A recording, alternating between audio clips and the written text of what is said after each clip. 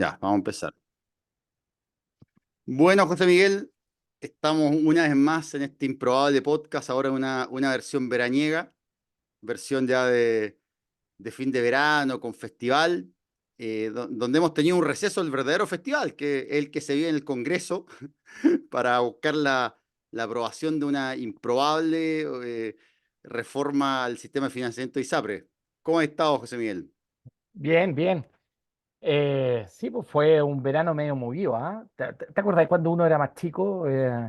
Los veranos como que desaparecía, como que no había noticias, aparecían como los vicepresidentes, los partidos, ¿te acordás? Y aparecían como los subsecretarios haciendo de ministros, eh, hacían noticias así como, ¿qué pasa si mañana llueve? Saque el paraguas. Pero este verano estuvo bien, bien movido. Sí, uno Em, echa de menos ese país fome, sí, ese país sin noticias. De repente uno dice, ¡oh, qué ganas de volver a ese país sin claro, noticias! claro, uno tenía cosas malas, ¿sí? Que como que este país se paralizaba entre el 31 de diciembre y partía funcionando el 1 de marzo, ¿ah? Pero tenía sus cosas buenas porque era como 2 meses de relajo. Ahora ya no hay relajo. Bueno, una de las noticias que sorprendió, que fue por ahí, y no es casualidad que haya pasado ahora, es que efectivamente a fin de año el Congreso aprobó adelantar el ICSA, la utilización del ICSA. ¿Qué Ujú, significa esto? Para que lo entiendan las personas. Hay una cosa que se llama el IPC, una especie de IPC de la salud, que es, por así decirlo, la temperatura, o sea, el termómetro con el cual medimos cuánto subió la temperatura. En este caso, la temperatura sería cuánto han subido los costos del sistema de salud. Y eso permite a la superintendencia decir, mira, el alza máxima que van a poder hacer las ISAPRES de su plan, del precio base de los planes, va a ser, por ejemplo, X%. Entonces, por ejemplo, en general, los últimos años había sido 2,5, el 3%, pero a ujú, fines del año pasado hubo un fallo desfavorable en términos de el alza de la prima GES a las ISAPRES que las mandata a ujú, devolver lo que podría ser aproximadamente un 12% de sus ingresos, o sea, que se podría reducir sus ingresos en aproximadamente un 12% mensual. Entonces, los congresistas y el gobierno se pusieron de acuerdo y dijeron, mira, ¿sabe qué? Esta baja parece ser muy grande de ingresos, puede complicar extremadamente a las ISAPRES. Entonces, este IPC, que debería haberse normalmente aplicado a mediados de año, vamos a autorizar que excepcionalmente se aplique antes. Es una forma, por así decirlo, de decir, mira, le vamos a permitir a las ISAPRES que le cobren más para que le puedan pagar a los afiliados lo que le cobraron con su propia plata, lo que le cobraron de más. Algo así. No sé si me expliqué bien, no sé cómo lo sí, ves tú esto, José Miguel. sí, mira, bueno, efectivamente hay harto paño que cortar porque igual este ICSA es un índice que yo siempre lo he encontrado medio rarífico, sobre todo en contexto de integración vertical.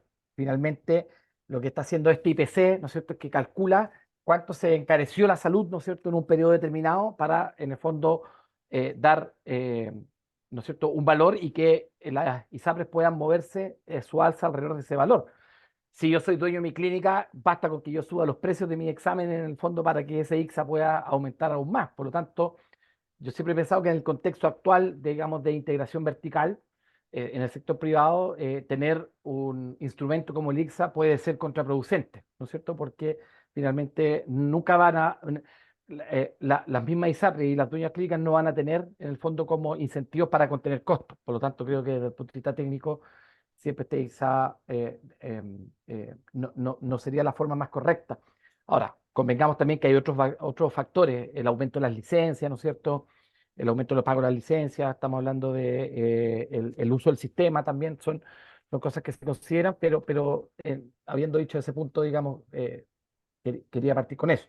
Y lo segundo, que aquí yo sigo con la cuestión súper loca de nuestro ex héroe, Juan Luis Castro, digamos, que lo volvemos a nombrar, de que era el gran salvador, ¿no es cierto?, el que se estaba empoderando. Hoy día en la mañana sacando unas declaraciones nuevamente contra la ISAPRE e invitando a la gente a que ponga su reclamo en la superintendencia Mm. o ponga un recurso de protección en pero, loco, si la misma comisión que él formó y que le dio recomendaciones decía que tenían que ajustar sus precios. Y esas soluciones fueron tomadas en parte a la misma comisión que él armó. Entonces, Mm. yo, la verdad que en el mundo político ya, en el fondo, no sé, saca el rey desnudo, la cueca en pelota, no, ponle el nombre que queráis, viejo, pero ya esta cuestión ya nadie sabe para quién trabaja. Sí, a mí yo totalmente de acuerdo contigo. Lo que sí me pasa es que siento que esta idea de adelantar la aplicación del ICSA, en el fondo es como meterse con el IPC. O sea, imagínate si el gobierno, imagínate qué pensaríamos en otro ámbito si el gobierno dijera, oye, mira, este año el IPC lo vamos a ajustar a dedo para, o sea, para nuestra conveniencia, lo vamos a adelantar o vamos a postergar su aplicación, o sea, su cálculo. Imagínate lo que ha pasado, no sé, por ejemplo, cuando se ha retrasado la información del CIMSE, por así, ¿te acuerdas Claro. de los escándalos que hay? Y uno dice, bueno, y acá esto pasó medio colado, ¿no? Pero en la práctica lo que se hizo fue decir, mira, ¿sabes qué? Acá esto se debería aplicar en tal fecha y ahora dijimos, no, mira, vamos a hacerlo acá, lo vamos a hacer en veranito, la gente va a estar en la playa, no se va a dar cuenta, entonces lo subimos ahora y, y pasa piola. Por otro lado, creo que también lo que no se dan cuenta es que esto es pan para hoy y hambre para mañana. Es decir, Sí, las ISAPRES han tenido una fuga histórica de afiliados, que de hecho en el último año perdieron 330.000 afiliados, es la fuga más grande de la historia, un 11% de caída interanual de afiliados. Las ISAPRES más perjudicadas fueron justamente las que subieron más la prima GES, Cruz Blanca y Consalud, y la que tiene los afiliados de menores ingresos, que en este caso es Consalud. Es simplemente economía básica. Si yo subo mucho el precio de algo, los afiliados que tienen menos recursos dicen, mira, ¿sabes qué? Esto ya me sale demasiado caro, me voy a ir a un seguro que quizá me ofrece menores coberturas, quizá menos oportunidad, pero que es mucho más barato. FONASA, que se ha mantenido pegado en un 7%. La FONASA ujú. no te cobra más del 7%. Entonces, estas alzas que parecen ser una tabla de salvación, al final son un salvavidas de plomo, o sea, se lo tiran, le tiran el chaleco de plomo al ISAPRE y se termina hundiendo. Entonces, O creo sea, que, claro, y aquí hay que recordar también hace un par de semanas, lo hablamos en Twitter, el gran concepto acuñado por profesor Said de la espiral de la muerte, ¿no es cierto? claro, Porque ahí, lo único que se van a quedar son los que tienen preexistencia y no se pueden mover del sistema. claro, ahí lo hemos hablado, lo hemos hablado otras veces, que se genera y lo repito acá, lo explicamos para los que no han escuchado otras veces, que el espiral se refiere, no lo creé yo la idea, digamos, pero es el concepto de cómo quiebran los seguros. ¿Cómo quiebra un seguro? Un seguro quiebra cuando se sube mucho el costo de la prima y los afiliados que son más baratos, es decir, que tienen menos uso del seguro, dicen, mira, sabes que esto ya me sale muy caro, porque yo no espero usar tanto, o sea, no, lo que estoy pagando no justifica el uso que yo espero hacer del seguro. Típicamente los pacientes jóvenes, por ejemplo, entonces empiezan a migrar, pero por otro lado se quedan los que son más costosos, que dicen, mira, sí, a mí me conviene, porque soy hipertenso, diabético, trasplantado, tengo un niño con parálisis cerebral, o sea, a mí me sale carísimo esto, me tengo que quedar sí o sí en el seguro, pero yo también gasto Claro. mucho en el seguro. Entonces el seguro se empieza a quedar con los afiliados más costosos, se le van los pacientes más de menos ingresos y con eso el pool de riesgo se le hace más caro y quiebran. Y esa es la Ujú. situación que, ojo, y acá hay lo conecto para que quizá pasemos a la segunda noticia de la semana, que es la creación o cómo Usecristus planteó o pidió, abrió una solicitud en la superintendencia para crear una nueva ISAPRE. ¿Cómo lo ves esto tú, que también tú eres un cercano? Bueno, somos los dos, ¿para qué nos vamos a sacar la suerte acá? De los dos, Las monjitas de la monjita, Usecristus. los dos tenemos un La- pasado, un pasado monja. Sí, Las pues para los que monjitas de no Usecristus. saben, Bueno, yo estudié en la Universidad Católica, es el Perado. De hecho, vamos a contar acá una infidencia. Yo fui profesor del doctor Bernucci, ¿o no?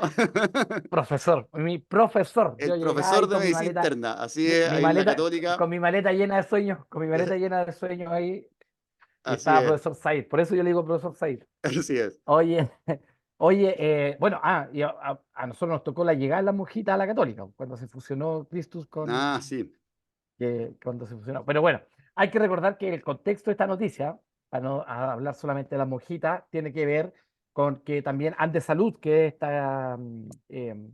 estas clínicas regionales, ¿no es cierto? Estas clínicas regionales, ¿no es cierto? También habían hecho una solicitud para la creación de una nueva ISAPRE, se estaría sumando Christus y al parecer se dice ahí subterfugiamente que habría un par más de grupos económicos interesados.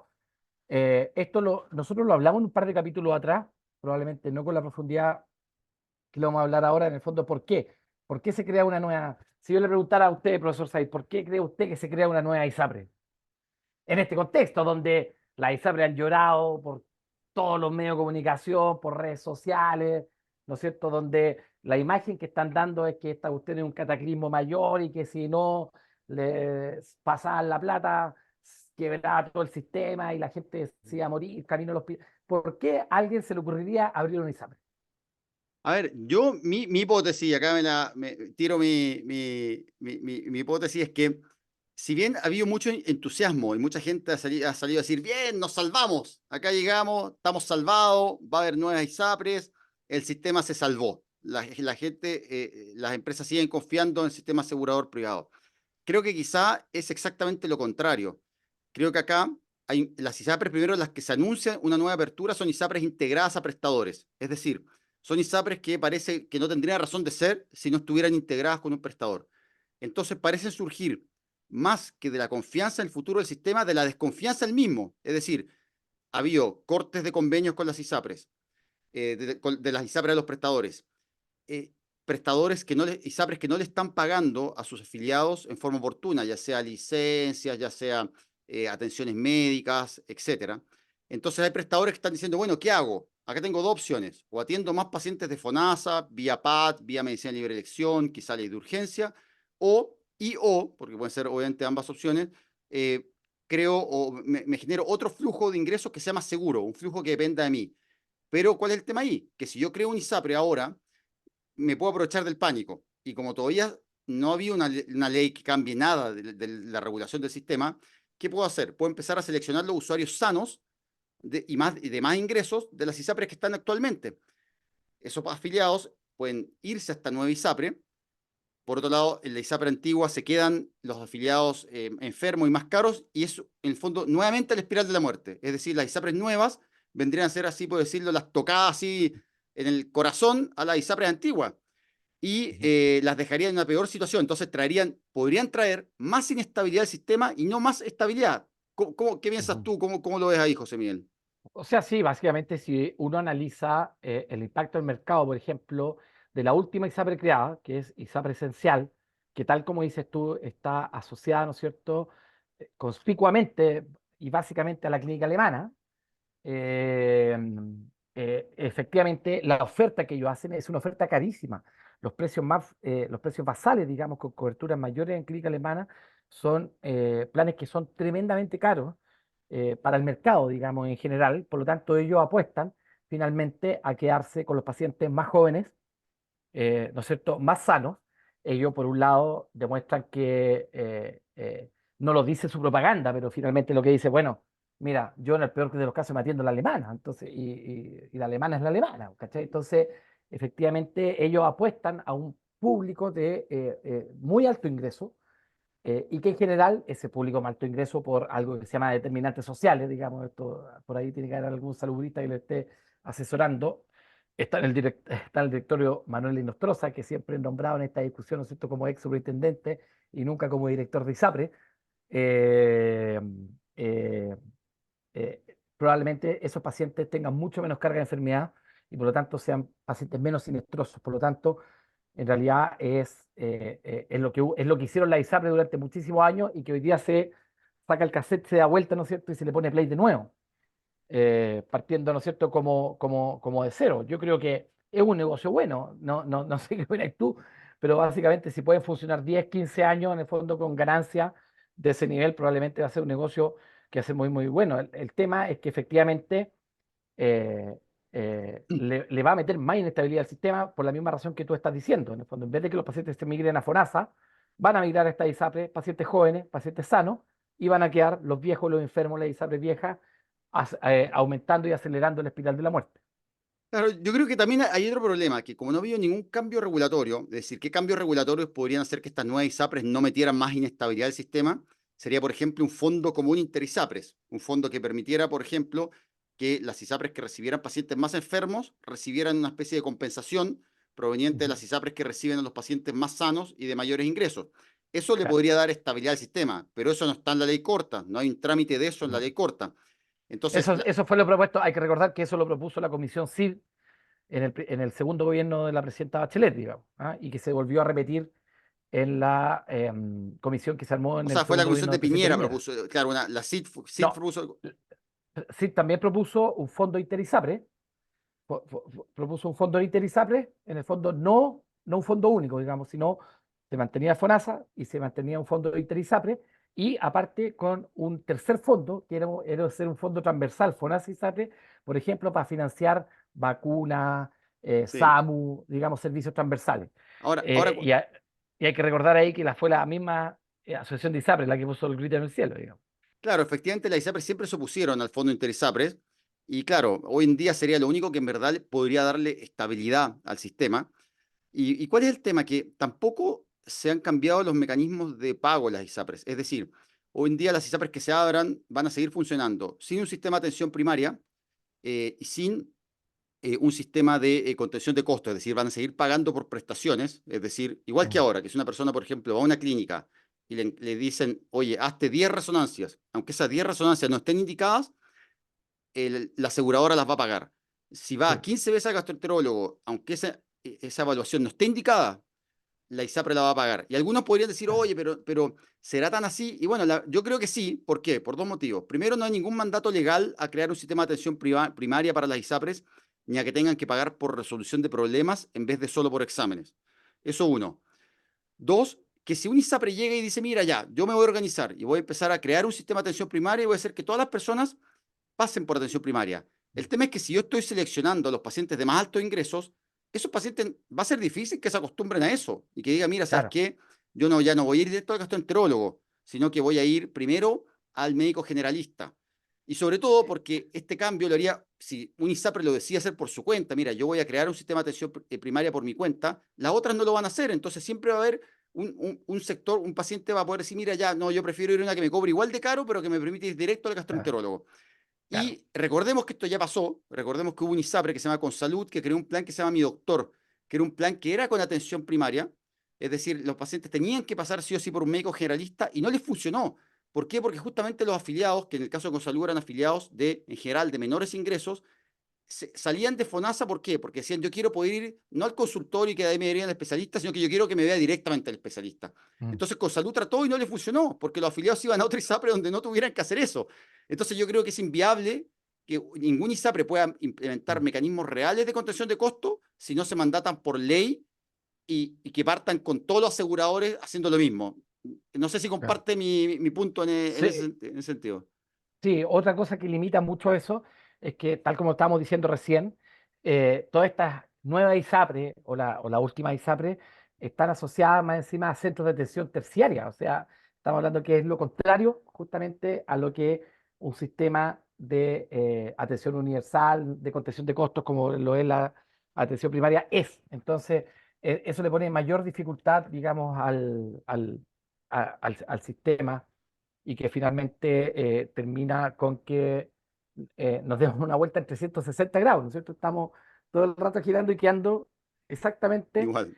a donde mismo, y los temas de fondo pareciera ser que, que no se tocan. Efectivamente, acá hemos dicho hasta el cansancio que la contención de costos, digamos, la inexistente contención de costos del sistema de salud privado, más los sistemas de pago, ¿no es cierto?, de pago por prestación, así, sistemas inflacionarios de pago, en el fondo son lo que finalmente lleva a la situación actual que está sucediendo, y que uno se pierde la conversación, ¿no es cierto?, cuando dice se crean nuevas ISAPRES.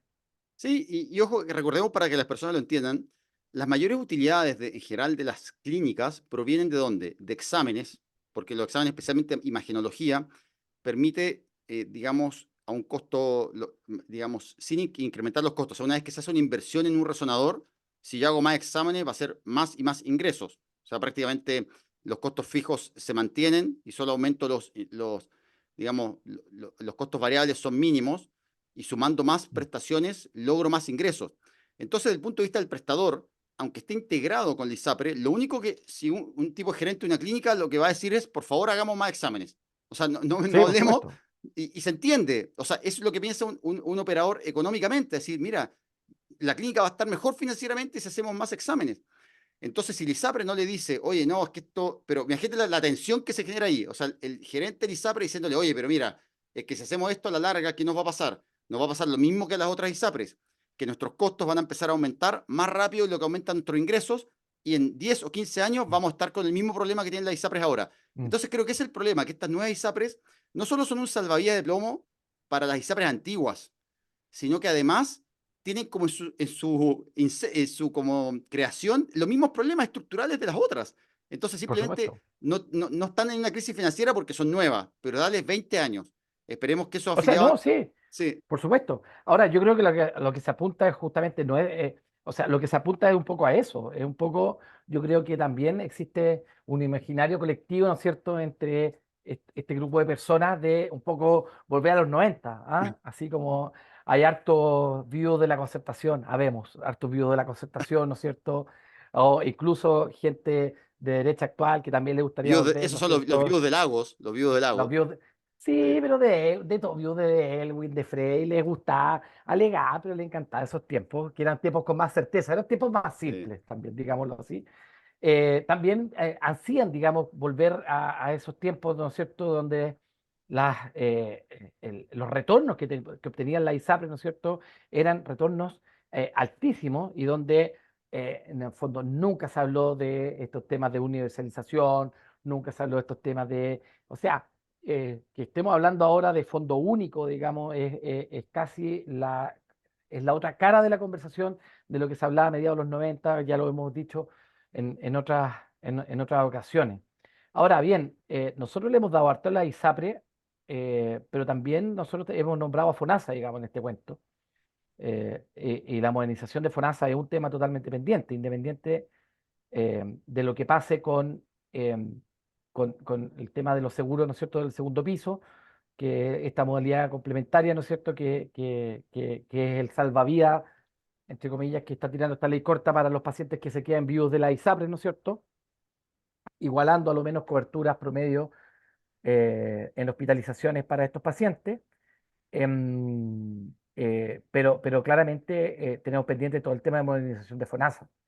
Y ahí hay otro tema que está pendiente, que yo te lo dije, que lo hablamos, ¿no es cierto?, vía mensaje, es lo que está pasando con la licitación GRD, digamos, para que la gente entienda todas las soluciones, ¿no es cierto?, que FONASA, en el fondo, compre del sector privado, lo va a hacer a través de un sistema de pago que se llama GRD, ¿no es cierto?, que son grupos relacionados diagnósticos, que son un grupo de diagnósticos que, en promedio, se gasta más o menos lo mismo. Entonces, FONASA, en el fondo, dice, voy a licitar vesículas, pago GRD, va a ser este valor, ¿no es cierto?, y las clínicas, en el fondo, tienen que ajustarse ellas para, en el fondo, bajar sus costos, ¿no es cierto? Y el fee que haya, o sea, la diferencia que haya es el fee para la clínica, ¿no es cierto?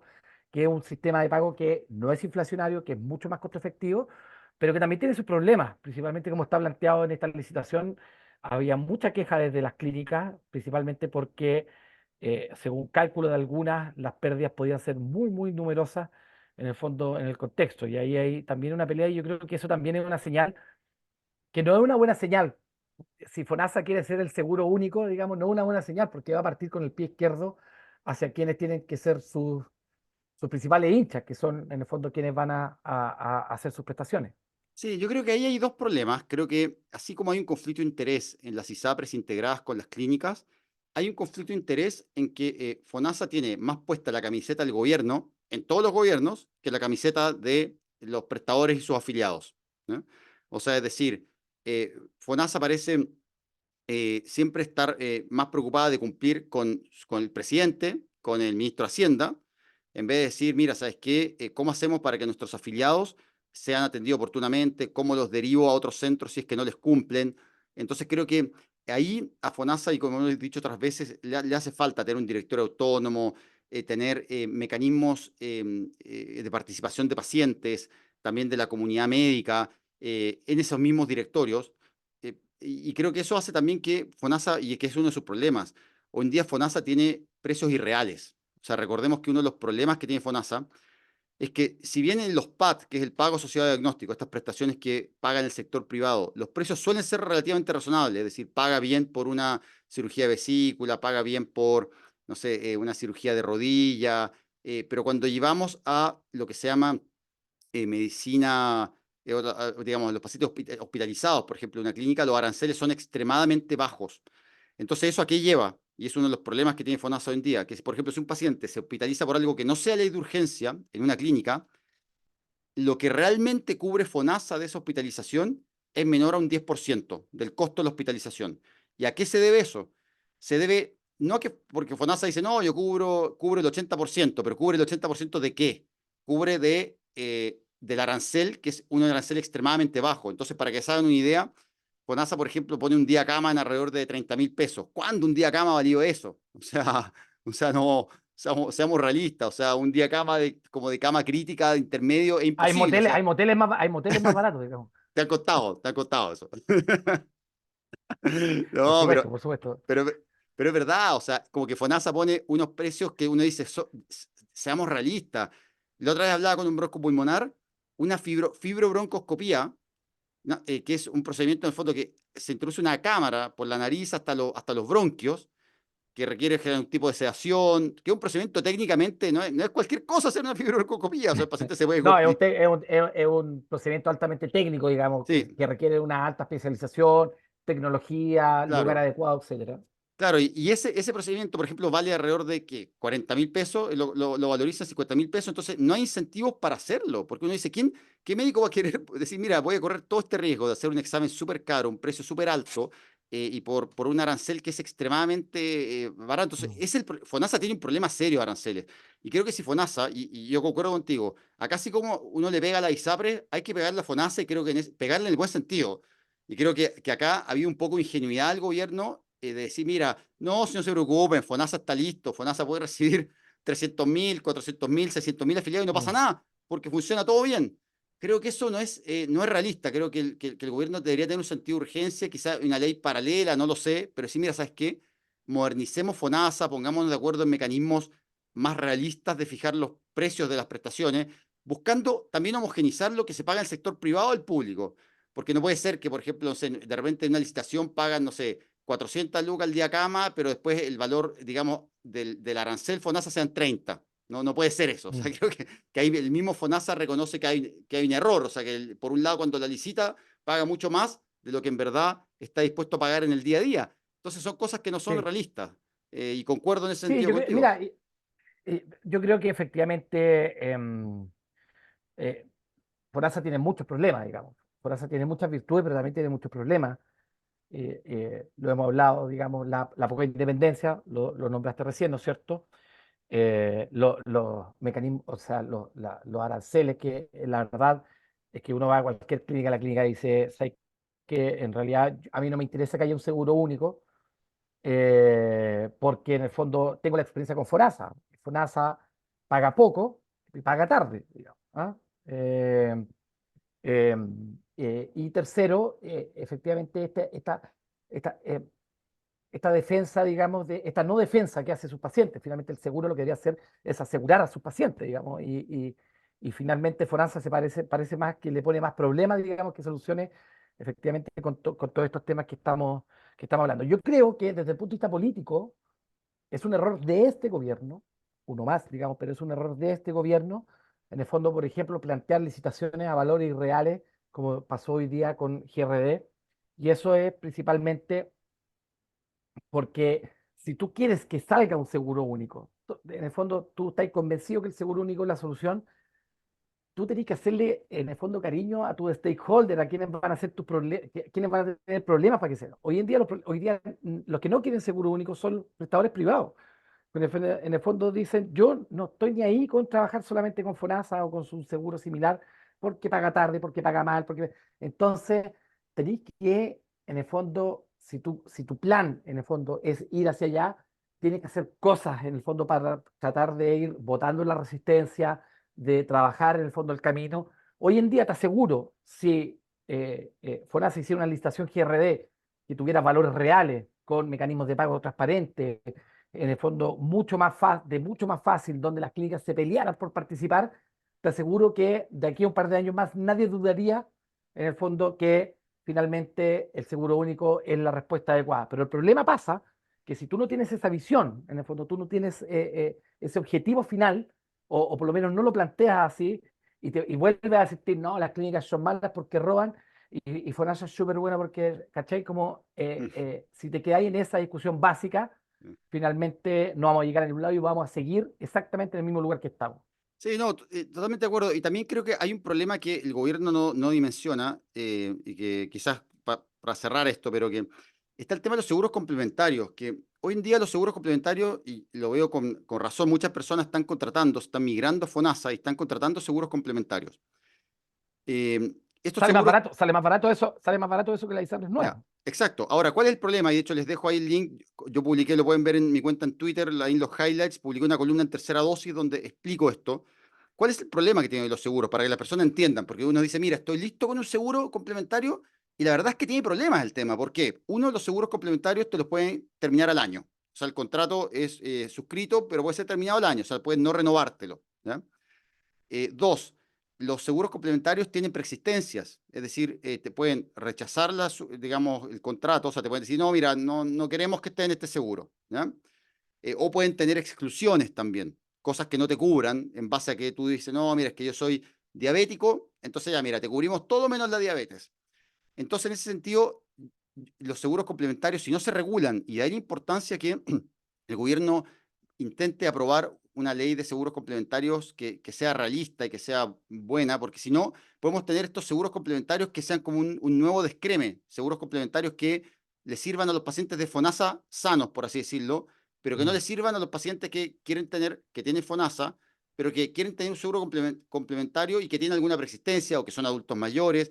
Y ojo, que mucha gente me dice, no, pero lo que tú estás diciendo no es realista. Bueno, la verdad, hay varios países donde esto funciona. Es decir, el ejemplo más típico, y no es el único, es el caso de Australia, donde existe un seguro público nacional donde que permite atención en general en prestadores públicos y algunos privados, y las personas pueden contratar seguros privados de segundo piso, que tienen dos particularidades. Uno, tienen un precio comunitario, es decir, por ejemplo, el seguro vale 30 lucas, 40 lucas, pero esas 40.000 pesos son para todos, independiente de su edad, Mm. independiente de su... ¿ya? Tres, o sea, dos, a la persona no le pueden cortar el contrato unilateralmente. ¿Ya? Y el sistema de seguros tiene compensación dentro de los seguros. ¿Para qué? Para evitar que, por ejemplo, si el seguro recibe muchos pacientes muy enfermos, digamos, reciba también más plata de seguros que quizás están recibiendo solo pacientes más sanos. Mm. Entonces, esto es viable, o sea, no es una locura decir que podemos tener un seguro nacional que funcione, que dé atención con equidad a todos, pero que también puedan existir seguros privados, pero más regulados, en una lógica que no sea la de la ISAPRES, que es hoy en día como una especie de sálvese quien pueda, yo me quedo con los sanos Mm. acá, Claro, etcétera. ¿Se claro, hay que entiende? No recordar sé si se entiende. sí, sí, hay que recordar ese concepto de prima plana. En el fondo son primas comunitarias. Mm, ¿Ya? La prima, en el fondo, es el valor del riesgo. Esto para explicarle rápidamente a la gente, ¿no es cierto? Si yo soy muy riesgoso, porque estoy muy enfermo o tengo factores de riesgo, soy viejo, tengo enfermedades previas, qué sé yo, mi prima tiende a ser más alta porque el riesgo que yo tengo de enfermar es mucho mayor, versus si yo soy joven, sano, atlético, ¿no es cierto? Las primas, entonces, lo que pasa hoy en día, ¿no es cierto?, es que, claro, efectivamente, yo subiéndole el precio a alguien lo puedo excluir. Digo, yo soy aseguradora X, ¿no es cierto? Vengan todos mis pacientes FONASA para acá, vengan todos FONASA, ¿no es cierto? Yo los voy a asegurar. Ya, oye, a ti te voy a cobrar, ¿no es cierto?, 25 luquitas, a vos te voy a cobrar 2,5 millones. No, no puedo, bueno, no se asegure porque efectivamente yo lo subo. En cambio, este concepto de tarifa, de prima plana, lo que hace, ¿no es cierto?, es la socialización del riesgo.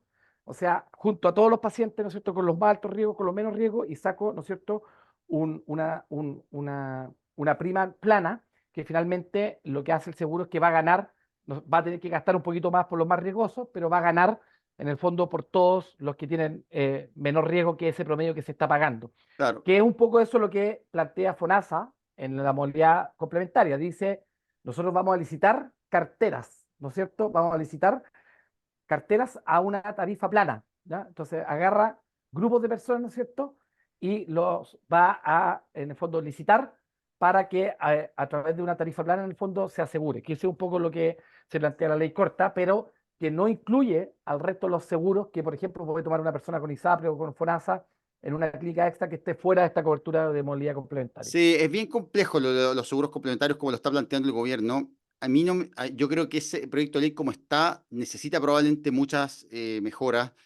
Creo que existe la posibilidad, según cómo lo hagan, que una licitación así se declare desierta, porque en el fondo los seguros saben que si, de acuerdo, bueno, va a depender del precio, pero que efectivamente podría pasar que los pacientes que lo contraten sean todos los más enfermos.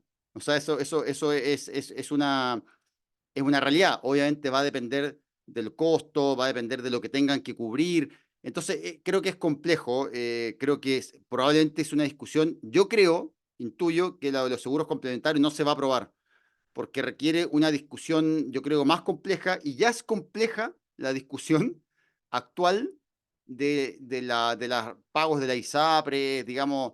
Entonces, lo veo, no sé, yo no veo cómo puedan hacer todo esto hasta abril. Yo creo que ahí hay mucha, no sé, creo que el gobierno tiene un optimismo brutal que cuando la ley pasó ahora del Senado a la Cámara de Diputados, ahí es como que llegaron los monos ahí, ¿no? ¡Ah!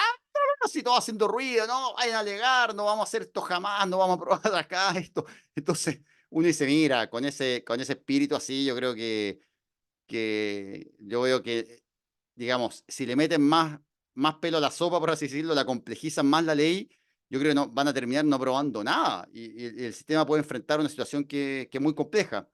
No sé cómo lo ves tú ahí. Claro, sí, sí, claro. Una solución siempre ha sido como, en vez de sacar una ley más grande, sacar varios proyectos de ley. Sí. Y yo creo que efectivamente eh, no está bien planteado el mono como como se ha hecho la discusión, porque probablemente separar las discusiones probablemente habría sido más fácil, ¿no es cierto? Mm. Eh, pero se quiso meter esta modalidad de complementaria inmiscuida, ¿no es cierto?, con la crisis de evolución de pago de la ISAPRE.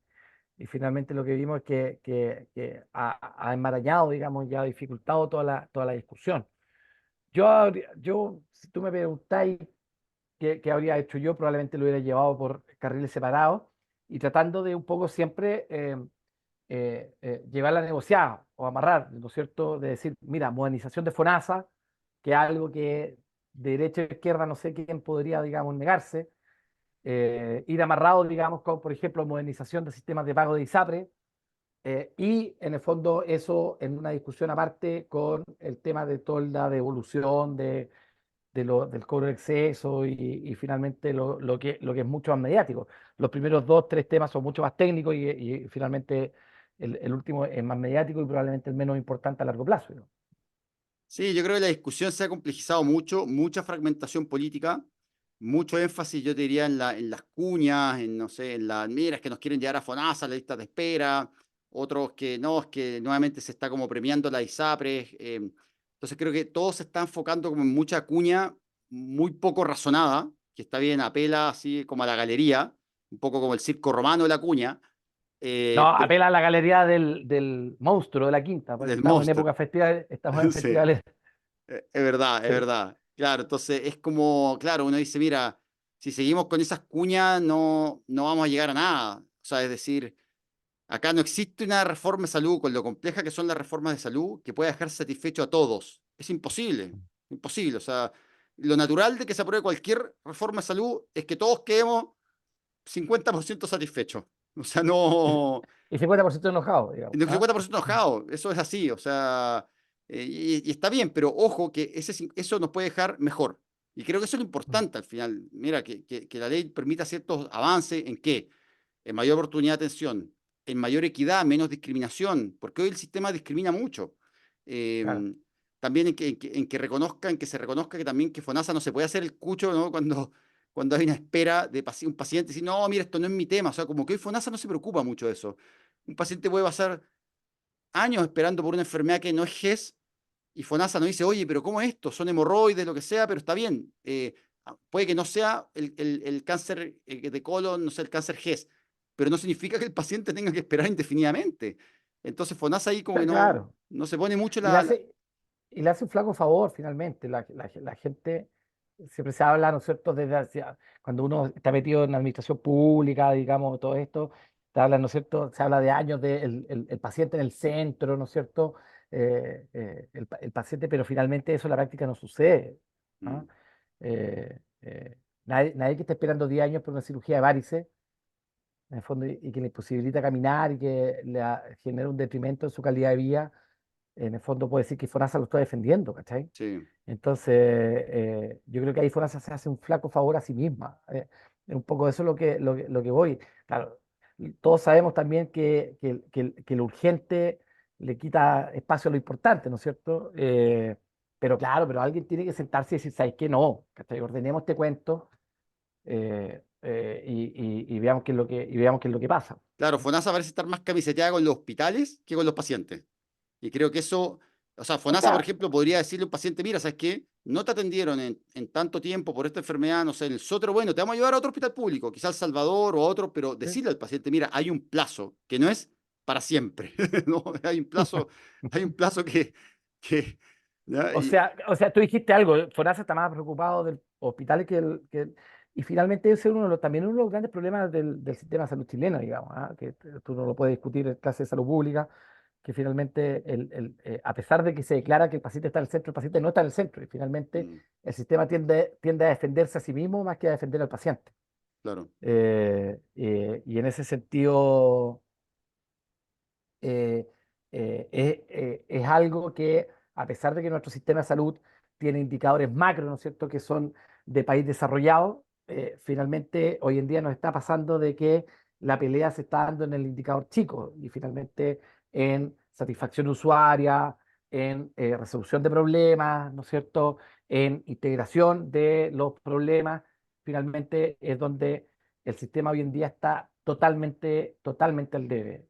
La verdad Sí, que la fragmentación que viven los pacientes, finalmente saltando desde atención municipal, atención servicio de salud, sector privado, es tremendamente grande. Incluso pasa dentro del mismo sector privado. O sea, eh, tengo un pariente a quien le mando un abrazo, em, que se enfermó grave, digamos. Él tiene una condición crónica eh, y se ha atendido en tres clínicas y ninguna de las tres clínicas, en el fondo, tiene información de lo que se hace en la otra. Entonces, cosas tan básicas como esa, que tú le dices a alguien fuera del sistema de salud, oye, pasa esto, pero ¿cómo? No sé la información de... No, sé que eso no existe hasta el día de hoy. Lleva 15 años atrasado el tema de la ficha única electrónica, no se han podido poner de acuerdo, pero cuestiones tan básicas como esas finalmente terminan afectando a los pacientes. ¿Cachai? Y eso tiene que ver con lo más íntimo que es la atención de los pacientes, no de los indicadores macro, sino con lo más básico, ¿no es cierto?, que pasa en la cancha. claro, y ojo que no es solo una integración electrónica, como que uno diga, mira, una ficha clínica y lo resolvemos, sino que también tiene que ver con cosas legales. O sea, por ejemplo, hoy en día, y a mí me ha pasado muchas veces, si uno atiende, por ejemplo, en una clínica a un paciente FONASA, le diagnostica algo, me pasó hace poco, un paciente tenía un cáncer, uno no, y el centro en que uno está no resuelve eso, o el paciente no lo puede pagar, por ejemplo, a costo FONASA en el sector privado, uno no lo puede derivar al hospital de referencia directamente, decirle, mira, ¿sabes No, qué? Te derivo directamente, por ejemplo, no sé, al servicio de cirugía digestiva del Salvador, por ejemplo. No puedo, lo tengo que mandar al consultorio de su comuna, que el consultorio le sí, hagan interconsulta, que de ahí lo filtren. O sea, imagínate, algo que el paciente, si yo lo derivaba directamente, lo podría resolver en, no sé, en una semana. El tipo tiene que dar una vuelta larga que no tiene ningún sentido mm, sanitario, que es como solo burocrática. Entonces, ojo, esos temas no se resuelven con una ficha clínica electrónica, o sea, se no, resuelven para nada. con una mejor integración legal, en que se autorice, por ejemplo, cosas como esa, que si el paciente, bueno, si el paciente tiene el diagnóstico, ¿por qué no se lo puede resolver en donde se lo puede resolver, digamos? Claro. Ojo, yo no a mí también me pasa eso cuando escucho esta discusión. Yo he estado en varias discusiones por distintas razones de esto. eh, Acá nos gusta y, lo, discutir, acá nos y, lo metemos, que, ¿no? y lo que son más computines, hay cachado medicina como Sí, los sí, médicos computines. un tremendo área de esa, la Sí, no, informática tremendo, médica hoy en día, son secos, son gran secos, auge. son secos, secos. Pero finalmente esta discusión como que el fin es la ficha única, electrónica o whatever, lo que sea, ¿cachai? Pero la ficha es un medio, no es el fin. El Mm, fin es que el paciente pueda tener unificada su información médica para que el paciente la pueda ofrecer a sus prestadores, sean públicos, sean privados, sean de atención terciaria, sean de atención primaria. Ese es el fin. Pero finalmente la discusión pasa con que cómo cuadrar el círculo para que aparezca una ficha médica electrónica. Oye, al final digo, pero si da lo mismo eso, o sea, da lo mismo el medio, necesitamos llegar al fin. Y esa discusión en nuestro país lleva fácilmente, corrígeme, 10 12 puede sí, llevar 15 años y todavía no se ponen de acuerdo Sí, hay que Eh, resolver la integración no solo digital, pero también legal del sistema. Y de ahí creo que son las dos cosas son temas. Obviamente no van a mejorar ciertas cosas si no hay una ficha o algún mecanismo digital que permita mejor integración, pero también si no se dan las facultades legales que permitan, por ejemplo, derivación directa, por ejemplo, no sé, si te sí, atendiste por medicina libre elección, por FONASA, por ejemplo, en una Integra Médica, y te diagnostican algo que no lo resuelve Integra Médica, ¿por qué no te van a poder derivar al hospital? ¿Por qué te y es tienes que dar súper la loco vuelta por el consultorio? Es absurdo. porque claro, me hacía estar perdiendo horas, ¿cachai? Sí, Como es súper, súper, súper loco lo que sí, pasa, digamos. Eh, y como digo, llevamos años dándonos vueltas en esta cuestión sí. y no sé qué va a pasar, No sé qué va a pasar. no sé qué Oye, va a pasar, oye, José Miguel, pero eso. Ujú. hemos hablado harto, bueno, ya estamos llegando al final de este capítulo. Como siempre, ¿qué ves tú? ¿Alguna papita, algún dato que nos quieras tirar? ¿Cómo se No, viene el comienzo de año? quiero, Eh, hay que ver, bueno, yo creo que los próximos hay que ver qué va a pasar con la licitación GRD. Ahí, ojo, va a ser una señal hacia FONASA. Eh, lo que yo anduve viendo es que hay hartas clínicas enojaditas, pero al final nadie se quiere quedar abajo, parece. Así que hay que ver cuál va a ser la señal de eso. Y nada, pues ver qué es lo que va a pasar con marzo con la discusión. Debería, si el gobierno tiene de objetivo sacar la ley corta, ¿no es cierto?, en abril, deberíamos tener un marzo muy movido probablemente con podcast más seguido. Más seguido, sí.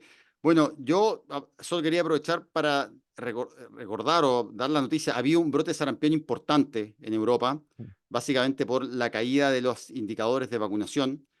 En Chile aún tenemos niveles altos de vacunación. Sin embargo, esto depende obviamente de la adherencia de las personas, de lo que trabajo que se hace en los consultorios, también en el sector privado. Entonces, Mm. recordar ahí la importancia que estas enfermedades, si no vemos sarampión, es porque las personas están vacunadas, no porque la enfermedad no existe. Y hoy en día hay casos de sarampión en Irlanda, en Alemania, y pasar el dato ahí, que hay un grupo de la población que nació entre 1971 y 1981 que exactamente esos que ya se le está cayendo el pelito, ¿no? Que están, claro, complicados ahí. Guatoncito, guatoncito con dolor de rodilla. Exactamente, ese grupo muy probablemente hay un sector que ha recibido menos, que no recibió las dos dosis de la vacuna de sarampión. Importante que acudan a su consultorio. Es probable que necesiten un refuerzo y considerar esto muy importante, especialmente si tienen que viajar al extranjero. Es decir, personas que, porque en Chile, como hay inmunidad de rebaño, es decir, porque hay muchas personas vacunadas, poco probable que se contagien.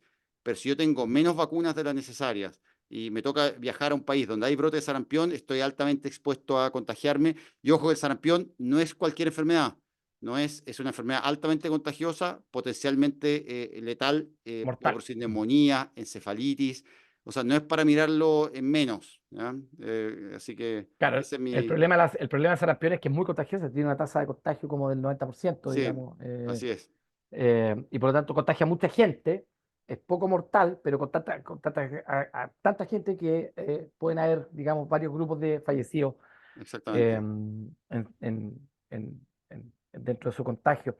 Sí, yo solamente quería decir que, claro, que la recomendación actual del Ministerio es para los que van a viajar fuera de Chile. Sí, Para sí, los que mira, van a ahora viajar fuera yo de lo estuve Chile, conversando el otro día y que efectivamente si hay, y mira, lo cambiaron ahora no solo para los que no viajaron, mira, lo podemos, yo acá lo estuve revisando la indicación y hoy en día, mira, la leo de la página del ministerio, dice, todos los nacidos entre los años 1971 y 1981 que no tengan antecedentes de haber recibido las dos dosis. Eso es lo que están diciendo ahora. Lo cambiaron respecto a antes, que era solo los que han viajado, ¿ya? O sea, solo los que viajan. Entonces, claro, ahí si una persona no ha recibido digamos, las dos dosis, o tiene dudas de eso, lo más adecuado es que se acerque a su consultorio eh, para ver, digamos, la posibilidad de recibir este refuerzo, ¿ya? O sea, que no sería este refuerzo, sería la segunda dosis sí, que no recibió. Eso es no lo tengo idea que... si tú sí. sabes si recibiste la segunda dosis, ¿no? Bueno, ¿sabes qué me pasó? Tuve que ir, cuando estaba en la universidad, fui a Estados Unidos para hacer un intercambio y me pedían serología de sarampión. Me hice el Ah, examen y me salió bajo, efectivamente, me salió muy bajo. Y ahí me vacuné de nuevo. O sea, yo probablemente estaba en ese grupo, yo soy del 82, probablemente yo estaba en ese grupo que estaba subinmunizado y si no hubiera sido por eso, estaría ahí expuesto al sarampión nomás. Así que Mira, sí, mira, yo soy de los, o sea, yo soy del 80, no tengo idea, yo creo que no la tengo. yo creo que No, no me dio, mejor anda a no. ponerte la vacuna nomás. O sea, Oye, sí, yo estuve, o sea, yo vi un brote, yo soy chianejo, así iba, en invierno iba a las termas de Chillán y antes de las termas de Chillán iba mucho brasileño. Y uno de los últimos brotes que había en Chile fue de casos importados, digamos, de Brasil. ¿Ah? bueno, la opción un poco más cara, evidentemente, es medirse niveles de serología para ver si hay Mm, inmunidad o no. Así que esa es también la otra opción, pero claro, esa no es la opción como salubrística, ¿no? Es la opción que uno, claro, uno la puede hacer en hay un que vacunarse, paciente. Claro, hay que vacunarse, ¿no? sí, eso, ¿ya? Bueno, José Miguel, un abrazo y nos veremos en el próximo podcast de este festival que se está dando en Viña del Mar, pero que va a seguir en abril también. Eso. Un abrazo. Menos, necesitamos discusión política pública, menos palagalucha, menos chiste menos chiste de doble sentido como de los años 90 Sí. y más Andrea Bocelli. Ah, pero y una cosa más, antes que se nos olvide, este es un podcast pobre y honrado que no tiene auspiciadores y está desesperado por conseguir financiamiento. No, en verdad, mira, nos ayuda. Lo que más nos interesa es que ustedes compartan este podcast, se lo envíen a otras personas. Eso es lo que más nos importa. Y que Obviamente nos digan también y que nos pongan una... comenten las cosas buenas, nos comenten Exactamente. cosas malas. Nos ayuda a que una vez que terminen de escucharnos, pongan like o hagan un comentario. También no se olviden, nos pueden enviar comentarios y sugerencias de temas que quieran conversar, por ejemplo, los seguros complementarios, FONASA, etcétera. También estamos muy abiertos a recibir sugerencias, así que eso. Nos Nos estamos viendo vemos, Juan Carlos, entonces. que Chao, estés súper chao. bien. Chao, chao.